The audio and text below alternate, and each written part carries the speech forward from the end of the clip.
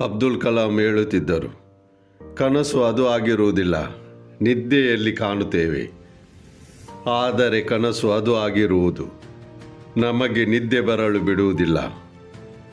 ಕಲಾಂರವರು 5 ಮಾತುಗಳನ್ನು ತಿಳಿಸಿದ್ದರು. ಹೇಳುತ್ತಿದ್ದರು, ಪ್ರತಿ ಮನುಷ್ಯ ಮುಂಜಾನೆ ಎದ್ದ ನಂತರ ಈ ಮಾತುಗಳನ್ನು ತನ್ನಷ್ಟಕ್ಕೆ ಹೇಳಬೇಕು. ಆ 5 ಮಾತುಗಳನ್ನು ನಾನು ಇವತ್ತು ನಿಮ್ಮ ಜೊತೆ ಹಂಚುತ್ತಿದ್ದೇನೆ. ಗೆಳೆಯರೇ, ಮುಂಜಾನೆ ಎದ್ದ ನಂತರ ನಿಮ್ಮಷ್ಟಕ್ಕೆ ನೀವೇ ಹೇಳಿ, ನಾನು ಎಲ್ಲರಿಗಿಂತ ಒಳ್ಳೆಯವನು. ಸ್ನೇಹಿತರೆ, ಗಮನಿಸಬೇಕಾದ ಮಾತೆಂದರೆ, ನಾನು ಎಲ್ಲರಿಗಿಂತ ಒಳ್ಳೆಯವನು. ಈ ಪ್ರಪಂಚದಲ್ಲಿ ಎಲ್ಲೆಲ್ಲಿಯೂ ದೂರದವರೆಗೆ ನನ್ನ ಹೋಲಿಕೆಯವರು ಯಾರೂ ಇಲ್ಲ. ಈಗ ನೀಳವಾದ ಉಸಿರು ತೆಗೆದುಕೊಂಡು ನಿಮ್ಮಷ್ಟಕ್ಕೆ ನಿಮಗೆ ಹೇಳಿ, ನಾನು ಎಲ್ಲರಿಗಿಂತ ಒಳ್ಳೆಯವನು. ಈಗ ಕೆಲವರ ಮನಸ್ಸಿನಲ್ಲಿ ಸವಾಲು ಬರಬಹುದು, ನಾನು ಎಲ್ಲರಿಗಿಂತ ಒಳ್ಳೆಯವನು ಹೇಗೆ ಆಗುತ್ತೇನೆ? ಕೆಲವು ಮಂದಿ ಒಳ್ಳೆಯವರು ಇದ್ದಾರೆ ಇಲ್ಲಿ, ನಾನು ಅವರ ಮುಂದೆ ಏನೂ ಅಲ್ಲ. ಗೆಳೆಯರೇ, ನಿಮ್ಮ ಆ್ಯಕ್ಷನ್ ಡಿಪೆಂಡ್ ಆಗುತ್ತದೆ ನಿಮ್ಮ ಥಿಂಕಿಂಗ್ ಮೇಲೆ. ಮತ್ತು ನೀವು ಏನು ಬೇಡಿಕೊಳ್ಳುತ್ತೀರಿ, ನೀವು ಯಾವುದನ್ನು ಯೋಚಿಸುತ್ತೀರಿ, ನಿಮಗೆ ಇದನ್ನು ನಂಬಬೇಕಾಗುವುದು. ನಾನು ಎಲ್ಲರಿಗಿಂತ ಒಳ್ಳೆಯವನು. ಮತ್ತು ನೀವು ಪ್ರತಿದಿನ ಬೆಳಿಗ್ಗೆ ಎದ್ದ ನಂತರ ನಿಮ್ಮಷ್ಟಕ್ಕೆ ನೀವು ಹೇಳಿದರೆ ಈ ಮಾತನ್ನು, ನಾನು ಎಲ್ಲರಿಗಿಂತ ಒಳ್ಳೆಯವನು, ಮತ್ತು ಈ ಮಾತನ್ನು ನಂಬಿದರೆ ಒಂದು ದಿನ ಖಂಡಿತ ಬರುವುದು, ನೀವು ಎಲ್ಲರಿಗಿಂತ ಒಳ್ಳೆಯವರು ಆಗುತ್ತೀರಿ.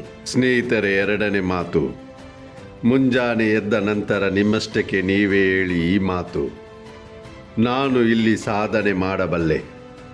ಪ್ರತಿ ಮನುಷ್ಯನಿಗೆ ಜೀವನದಲ್ಲಿ ಕನಸು ಇರುತ್ತದೆ, ಆದರೆ ಅರ್ಧಕ್ಕಿಂತ ಹೆಚ್ಚು ಜನರು ಅವರ ಕನಸನ್ನು ಪೂರ್ತಿ ಮಾಡುವುದಿಲ್ಲ. ಮತ್ತು ಅದಕ್ಕೆ ಒಂದೇ ಒಂದು ರೀಸನ್ ಆಗಿರುವುದು, ಅವರು ತಮ್ಮ ಮೇಲೆ ವಿಶ್ವಾಸವಿಡುವುದಿಲ್ಲ. ನಿಮ್ಮ ಮೇಲೆ ವಿಶ್ವಾಸ ಇಡಿ. ಪ್ರತಿದಿನ ಎದ್ದ ನಂತರ ನಿಮ್ಮಷ್ಟಕ್ಕೆ ನೀವೇ ಹೇಳಿ, ನಾನು ಇಲ್ಲಿ ಸಾಧನೆ ಮಾಡಬಲ್ಲೆ. ಈ ಮಾತನ್ನು ನಂಬಿದರೆ ಖಂಡಿತ ಸಾಧನೆ ಮಾಡಲು ಬೇಕಾದ ಧೈರ್ಯ, ಯೋಚನೆ, ಆತ್ಮವಿಶ್ವಾಸ ನಿಮಗೆ ಬರುವುದು. 3ನೇ ಮಾತು, ಪ್ರತಿದಿನ ಬೆಳಿಗ್ಗೆ ಹೇಳಿ, ದೇವರು ಸದಾ ನನ್ನ ಜೊತೆ ಇದ್ದಾರೆ.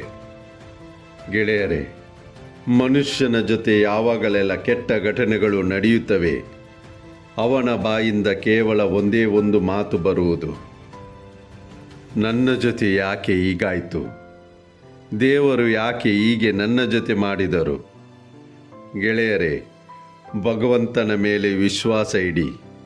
ಯಾವಾಗ ನಿಮಗೆ ಅನಿಸುತ್ತಿದೆ ಭಗವಂತನು ಯಾರಿಗಾದರೂ ಕೆಟ್ಟದ್ದು ಮಾಡುತ್ತಾರೆ, ಒಂದು ವೇಳೆ ನಿಮ್ಮ ಜೊತೆ ಮಾಡಿದರೆ ಅದರಲ್ಲಿ ಯಾರಿಗಾದರೂ ಒಳ್ಳೆಯದು ಖಂಡಿತ ಆಗುವುದು.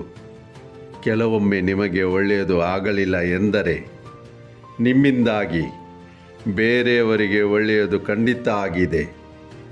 ಆದುದರಿಂದ ಭಗವಂತನ ಮೇಲೆ ಯಾವಾಗಲೂ ವಿಶ್ವಾಸ ಇಡಿ ಮತ್ತು ನಿಮ್ಮಷ್ಟಕ್ಕೆ ಹೇಳಿ, ದೇವರು ಸದಾ ನನ್ನ ಜೊತೆ ಇದ್ದಾರೆ. 4ನೇ ಮಾತು, ನಿಮ್ಮಷ್ಟಕ್ಕೆ ನಿಮಗೆ ಹೇಳಿ, ನಾನು ಒಬ್ಬ ವಿಜಯಶಾಲಿ. ಅರ್ಧಕ್ಕಿಂತ ಜಾಸ್ತಿ ಜನರು ಸೋತವರು. ಯಾವಾಗಲೂ ಜೀವನದಲ್ಲಿ ಸೋತು ಬಿಡುತ್ತಾರೆ. ಅವರು ಸೋಲನ್ನು ಒಪ್ಪಿಕೊಳ್ಳುತ್ತಾರೆ. ಯಾವತ್ತೂ ತಮಗೆ ತಾವು ಹೇಳಿಕೊಳ್ಳುವುದಿಲ್ಲ, ನಾನು ಒಬ್ಬ ವಿಜಯಶಾಲಿ. ಸ್ವಲ್ಪ ನಂಬಿಕೊಂಡು ನೋಡಿ, ನಾನು ಒಬ್ಬ ವಿಜಯಶಾಲಿ. ನೀವು ನಿಮ್ಮಷ್ಟಕ್ಕೆ ಹೇಳಿದ ಕೂಡಲೇ ನಾನು ಒಬ್ಬ ವಿಜಯಶಾಲಿ ಆಗಿರುವೆನು. ಆವಾಗ ನಿಮ್ಮ ಆ್ಯಕ್ಷನ್ ವಿನ್ನರ್ ಆಗೇ ಇರುವುದು, ಅಲ್ಲದೆ ಲೂಸರ್ ಥರ ಇರಲಾರದು. ಸ್ವಲ್ಪ ಯೋಚಿಸಿ ನೋಡಿ, ನಿಮ್ಮ ಆ್ಯಕ್ಷನ್ ವಿನ್ನರ್ ಥರ ಇರಬೇಕಲ್ಲವೇ? ನೀವು ವಿನ್ನರ್ ತಾನೇ? ಗೆಳೆಯರೇ, 5ನೇ ಮಾತು, ನಿಮ್ಮಷ್ಟಕ್ಕೆ ನಿಮಗೆ ಹೇಳಬೇಕು. ಆ ಮಾತು ಇದಾಗಿದೆ, ಇವತ್ತಿನ ದಿನ ನನ್ನ ದಿನ. ಇವತ್ತಿನವರೆಗೆ ಯಾವುದಾದರೂ ಆಗಿರುವುದು ಆಗಿಬಿಟ್ಟಿದೆ, ಆದರೆ ಇವತ್ತಿನ ದಿನ ನನ್ನ ದಿನ. ಈ ದಿನವನ್ನು ನನ್ನ ಜೀವನದ ಎಲ್ಲದಕ್ಕಿಂತ ಬೆಸ್ಟ್ ದಿನ ಮಾಡುವೆನು ಮತ್ತು ಇವತ್ತು ಅದನ್ನೇ ಮಾಡುವಿರಿ. ನಿನ್ನೆ ಮಾಡುತ್ತಾ ಬಂದಾಗ ನಿಮಗೆ ಎಷ್ಟು ಸಿಗುತ್ತಿತ್ತು ಅಂದರೆ ಅಲ್ಪ ಸ್ವಲ್ಪ ಮಾತ್ರ ದೊರಕುತ್ತಿತ್ತು. ನಿಮ್ಮ ಸಕ್ಸಸ್ ಡಿಪೆಂಡ್ ಆಗುವುದು ಪ್ರತಿದಿನ ನೀವು ಮಾಡುವ ಕೆಲಸದ ಮೇಲೆ ಯಾವುದೇ ಕೆಲಸ ಮಾಡುತ್ತಿರುವಾಗ ಆ ಕೆಲಸವನ್ನು ಒಳ್ಳೆಯ ರೀತಿಯಲ್ಲಿ ಮಾಡುತ್ತಾ ಇರಿ.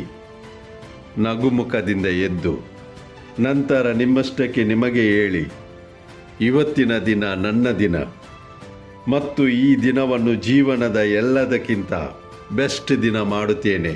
ಗೆಳೆಯರೇ, ಈ 5 ಮಾತುಗಳನ್ನು ಜೊತೆಯಾಗಿ ನೋಡೋಣ.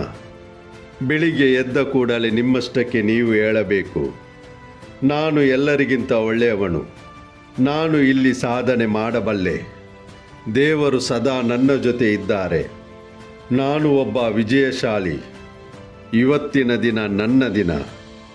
ಹೀಗೆ ಹೇಳುತ್ತಾ ಪಾಸಿಟಿವ್ ಆಗಿ ಯೋಚಿಸಿ. ಮೇಲೆ ಇರುವವನ ಆಶೀರ್ವಾದದಿಂದ, ನಿಮ್ಮವರ ಪ್ರೀತಿಯಿಂದ, ನಿಮ್ಮ ಆತ್ಮವಿಶ್ವಾಸದಿಂದ ಪ್ರಯತ್ನಿಸಿ ಗೆಲುವು ನಿಮ್ಮದಾಗಿಸಿ. ಈ ಜಗತ್ತು ನಿಮ್ಮನ್ನು ಹಿಂಬಾಲಿಸುವಂತೆ ಮಾಡಿ. ಈ ಮಾತು ಸರಿ ಅನಿಸಿದರೆ ಲೈಕ್ ಮಾಡಿ, ನಿಮ್ಮ ಪ್ರೀತಿ ಪಾತ್ರದವರಿಗೆ ಶೇರ್ ಮಾಡಿ, ನಮ್ಮ ಚಾನಲ್ ಸಬ್ಸ್ಕ್ರೈಬ್ ಮಾಡಿ, ಬೆಲ್ ಬಟನ್ ಪ್ರೆಸ್ ಮಾಡಿ. ನಿಮ್ಮ ಭೇಟಿ ಮುಂದಿನ ವಿಡಿಯೋದಲ್ಲಿ. ಜೈ ಹಿಂದ್, ಜೈ ಭಾರತ್.